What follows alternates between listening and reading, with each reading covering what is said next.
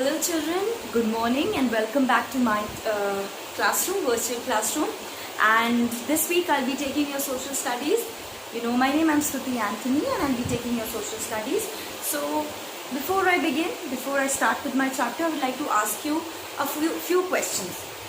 In our school, each and every class has its own games or PT period, right? So before you start a particular game or before you start any particular sport, sir and ma'am, they both give you a particular, some particular instructions. They give you instructions. They instruct you. That happens in every sport and every field. Field means wherever you go, there are certain rules and regulations. Even if you drive on the road or you walk on the road, there are certain rules and regulations as per our country, India, that you have to drive on the left hand side, and then when you're crossing, you should be very careful. That everybody has. So similar is the case similar is the case with the lesson which we are going to study today. And like I told you, there are certain rules and regulations. Same rules and regulations have been provided to us also. How do we cannot live freely around. You cannot be violent freely.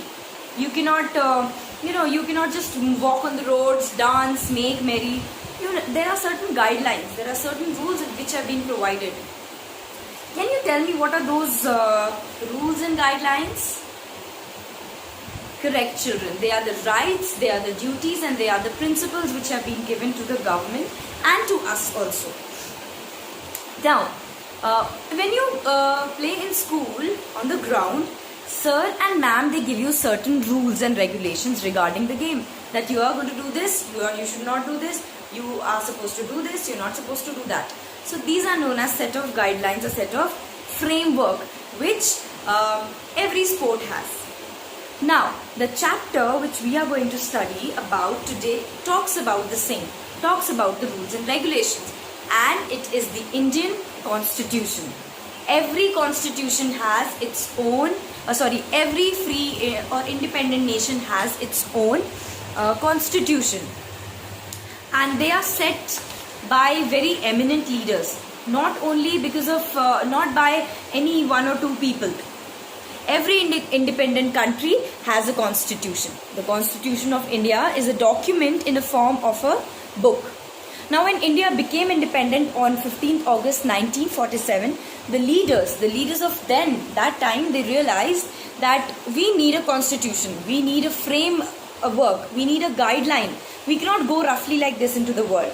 Now we were free from Britishers, freedom we've got, we've become independent. We need certain guidelines so that our country moves on independently and in a very smooth manner. So with this, leaders were organized, leaders were there, many people were there, eminent men and women were there from different fields who came into the constitution, who laid the constitution. A constituent assembly was formed, and Dr. Rajendra Prasad was the chairman of the constituent assembly, and Dr. B.R. Ambedkar was the chairman of the drafting committee of the constitution. He, not only these two along, he along with many of the members framed the guidelines for the constitution. Because now India was, that time I'm talking about, that time India was large. Now also India is large, but that time they all needed a guideline which suits the developing nation, which suits the developing country with a large population that had people from different sections of the society, various religions. So we had different scenarios or different people from the country. The constitution was adopted on 26th November 1949, and it came into effect in 1950, 26th January. So let me show you a video and then we'll study more about it. Okay, here you go. Let's see what the video talks about. The Indian Constitution.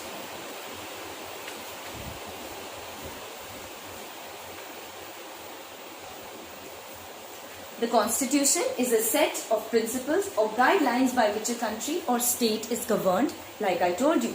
389 members took 2 years, 11 months and 18 days to frame the whole constitution of India. See how much time it took. The Indian constitution was adopted on 26 November 1949 by the Constituent Assembly and it came into force on 26 January 1950, like I told you, children.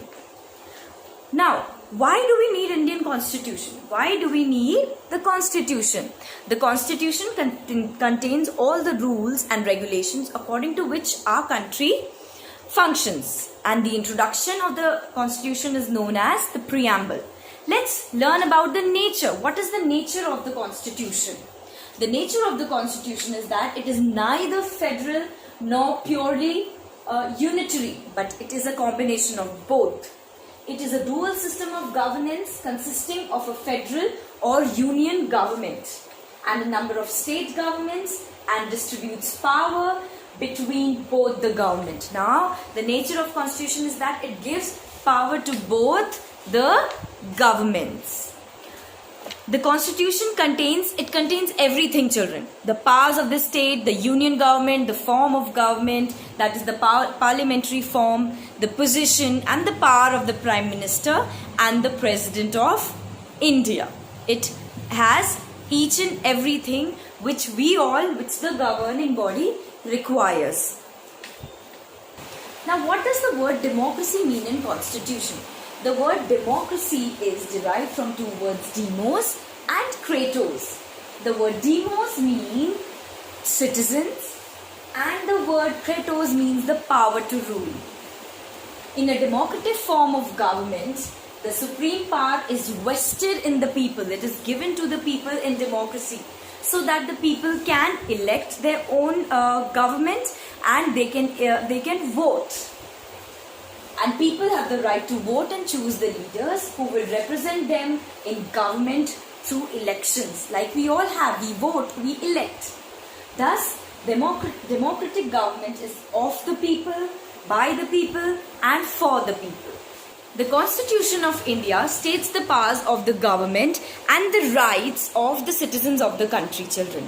It is the supreme law of India and is used by this Prime Minister, his cabinet of ministers and the law courts to govern the country. The Constitution has many important parts. The preamble, the fundamental rights, the fundamental duties and the directive principles are some of the parts of our Indian Constitution.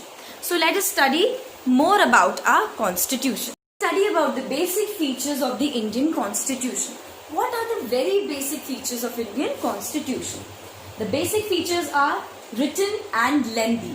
The first and foremost feature is that the Indian Constitution is the lengthiest written constitution in the world. It has been written and it is a very long book of rules. Federal structure. India is a union of states. These are the two sets of government, that is central and state. Two governments are involved in it, central and the state government. Rigid and flexible.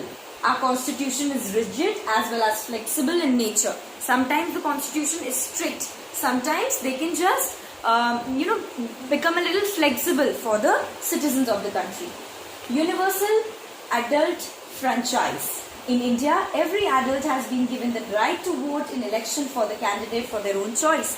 Like we said, every person above the age of 18 can vote, is eligible to vote and choose its own leader. Correct. Next feature, children, parliamentary form of government. India has a form of government based on parliament. All the rules are according to the parliament.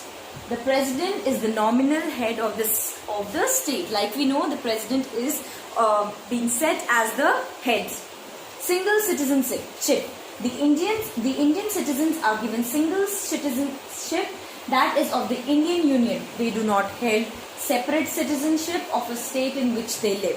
One single citizenship is given to a particular person of the country. Independent judiciary. The constitution tells about the importance of independent judiciary in the country. It tells us more about the country. The Supreme Court is the apex court of India and controls all the other court. Like a Supreme Court is the highest body of law. At present, there are 25 high courts in the country. So, Supreme Court has been given the highest authority where people can go and seek for justice if they are not getting in the lower courts. A citizen of India can go to the Supreme Court or the High Court if he or she feels that his or her fundamental rights or any kind of right are not being taken into notice. Introductory page. The introductory page of the Constitution is the preamble. What is this preamble? The word preamble refers to an introduction of an important document that explains its contents. A preamble is a brief introduction to the Constitution. It is described as the soul to the Constitution and is its essence. See children, like we have content page in our books, similarly preamble, P-R-E-A-M-B-L-E, preamble is the basic or the introductory page of the Constitution. Here in preamble, it tells everything what is inside the book. We can say it is a small gist of the whole book.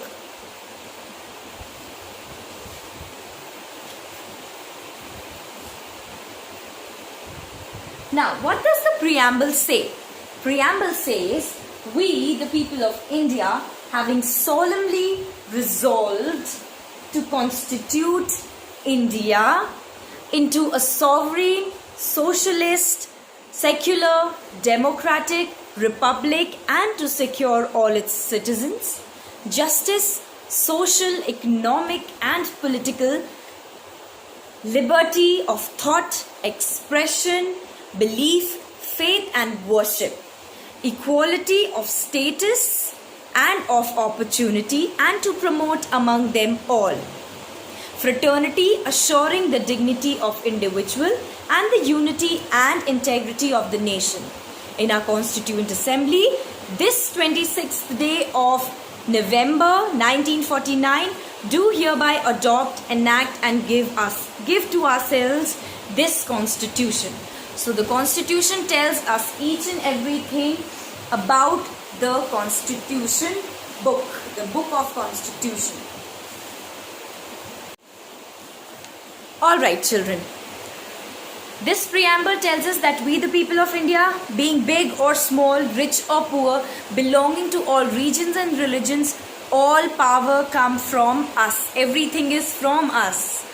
We solemnly resolve that the Constitution of India, we are going to take care of it and we are going to abide by the rules and regulation. Now what does sovereign mean? Sovereign means an independent country and not under any control. India, as you know, is not under any control. So Constitution means any independent country that has its own constitution. Socialist, a country where everyone has things that he or she needs and where the wealth of the country is shared by all. Not only I, me, myself. It's not a private property. It's a public property. Secular, a country where all religions are respected equally. Not only one religion is given importance, all the religions are respected equally. Nobody is discriminated on the basis of religion. Then democratic, a country where the people of India elect their own government at all the levels. Then republic, a country where the head of the state is the president and not a king or a queen. The president is being elected, it's an elected person and he's not a king or a queen. Then what justice means? Justice means everybody is supposed to get a fair chance. Each and every person is going to get a fair and proper chance. Then after justice, liberty. Liberty means you can speak out anything which is good. Not like being violent. Any liberty to speak, freedom of speaking, thinking, showcasing your views, your perceptions. Equality means equal in all the aspects, all opportunities, not like only particular caste or creed, regardless of caste, creed, religion, gender. Fraternity Fraternity means to promote a feeling of brotherhood, not fighting, not different regions or religions fighting, but promoting a feeling of brotherhood among all, a feeling of belonging within the country, that this country is mine, not somebody else's or somebody, a particular person, but for every single person. Children, there are certain rights which have been given by the Constitution, fundamental rights. First is right to equality. Right to equality tells that you are going to be treated equally. No right or no one has the right to treat you in an unfair manner. You are going to be treated equally, be it your religion, your gender, your caste, your creed, anything. Next is right to freedom. Right to freedom means right to freedom of religion. Right to freedom of religion means that India is a diversified country where different religions are residing. So it is your own wish to follow whichever religion you wish to change or wish to follow. Every citizen has the right to follow his or her own religion. Next is cultural and educational rights. I'm sorry I missed right to freedom, so I'll go to right to freedom.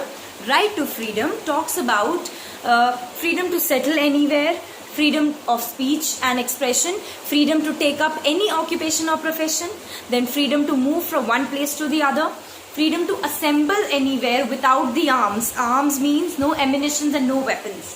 You can stay in a group anywhere in the country. Then freedom to form associations, like we have so many parties going on here. So you can do that. That is your right. Next is your right against cultural and educational right. Cultural and educational right. India is a big country, like I said, and it has many different cultures, different traditions. So you can follow those traditions without anybody restricting you. The population of India constitutes many communities, and each group has been given its own tradition and culture, so you can follow that. Next is right against exploitation. Exploitation means a situation in which somebody is treating somebody else in a bad way or an unfair manner. Our constitution prohibits child labor. The employers of children are of age under 14 can be punished severely. No one is allowed to force someone to work against his or her own will. Forced labor is punishable under this law. Then right to constitutional remedies. Children, right to constitutional remedies talks about if your rights, if you find that they are being hindered, you can knock at the door of any law, Supreme Court, High Court, and you can talk there about your unfair behavior towards you. Then one right has been recently, or we say newly implemented, that is right to education, which came into effect on 1st April 2010. The main aim of government was to increase the literacy rate in India by providing free and compulsory education up to the age of 14 to the children. Next we have is fundamental duty. Children, your fundamental duties talk about to respect the constitution, the national flag and the national anthem, to believe in work for unity of our country, to defend the freedom of our country. Next, to treat others as equals and to respect their beliefs. You should be able to respect them. To protect our natural environment, to protect public property and not damage the public property. Not only this, the directive principles have also been mentioned for the government. You must be thinking everything for the for the citizens. What about the leaders? Yes, the constitution does lay down certain guidelines for them also, and they are providing adequate means of livelihood for both men and women, improving public health and nutrition for Indian citizens, securing equal pay for work and wages, helping the weaker and backward sections of the society, protecting wildlife, forest wealth. These are the principles given to the government by the constitution. Providing free and compulsory education to all, promoting international peace and harmony, and guiding children against exploitation. These are the guidelines provided to the government by the Constitution of India. So children, that's all for today. God bless you. Stay healthy, stay safe, and stay at home.